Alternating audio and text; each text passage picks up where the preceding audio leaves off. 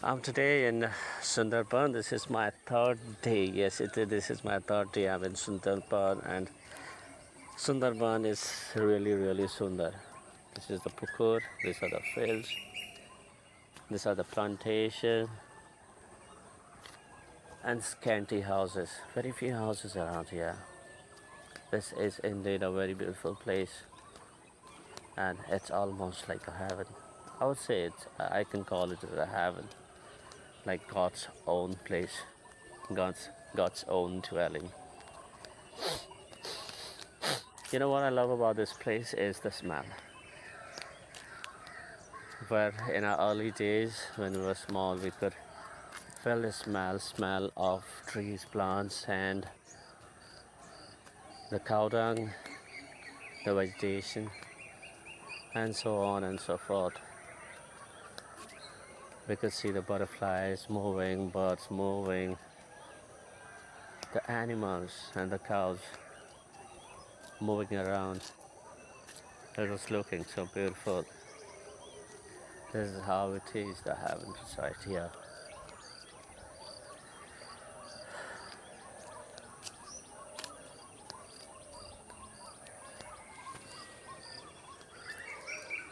Hi guys.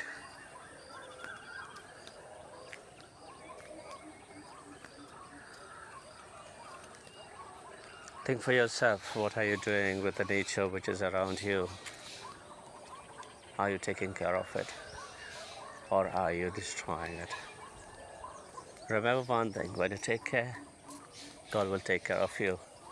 And when you destroy the environment of God, God is certainly going to destroy you.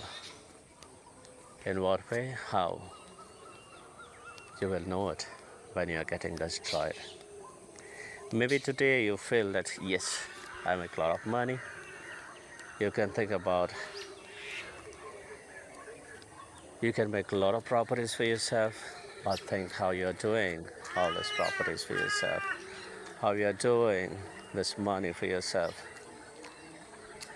Be good, receive good, do good, receive good, or else your destruction is confirmed, because you're directly doing bad to God, not even to humans.